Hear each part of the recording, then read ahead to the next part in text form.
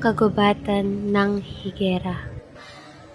Si Florante ay nakatali sa isang matandang puno ng higera. Maputla, pawisan, ngunit ang mga mata ay nananatiling matapang. Bakit naman ang isang taong may marangal na ugali ang nakatali sa ganitong paraan? Sino ka at ano ang iyong alak? Ako si Florante, anak ni Dadok Preseo at Prinsesa Floresca ng Albay. Ako ay hindi nagkasala. Ako ay biktima ng inggit at kasinungaling.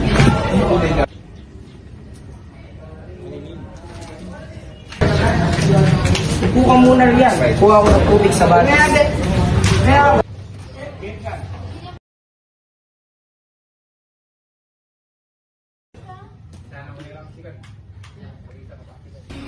Silid-aralan sa Atenas. Florante, pagdating natin sa Albania, tayo yung naging pinuno na tumutulong sa mga nangyayari. So yun, pero para sa akin, mas mahalaga na mapangalagaan si Laura, babae nga aking pinakamamahal.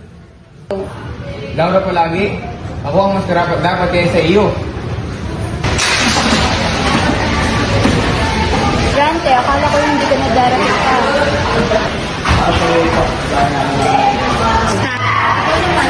Dalawin naman ko, sana payagan tayo ng aking Narinig ko ang iyong usapan, Florante, ay naumong patunayan ang iyong tapang. Ang mga Turko ay kasundan na sa Albania. Ang Plato na ay pamusahan sa Persia. Ating bayan at Laura at mga pagtanggol. Hindi ko po kayo bibiguin. Naglalaban ko ang ating bayan at kasama yung Pilipinas.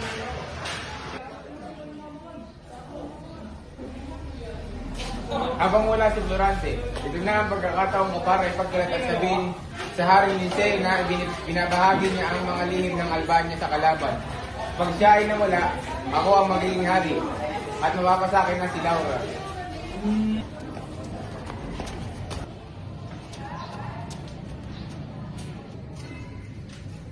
Oh, ba't nandito ka? Haring Liceo, yung mga lihim ng mga Albania ay pinapakalat ni Florante sa mga kalaban natin. Paano gagawin natin ngayon? Daming pursa natin si Florante sa lalong madaling panahon. O sige, Haring Liceo, kung ganon, ako ay aalis na. Mga tao, si Florante ay taksil at sinasabi ang mga lihim ng Albania sa mga kalaban natin. Sige. Leandro, mabubi ang sundalo ng mga Cortona. Mabuti magwagi tayo sa kalang magalit Florante. Florante, hindi kita iiwan. Huwag kang umiyak! Hindi dapat iniiyakan ng isang katulad ng traidor.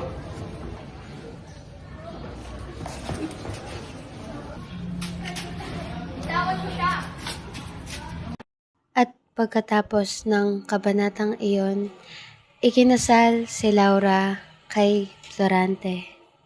Tinatanggap mo ba si Florante? Tinatanggap mo ba si Laura?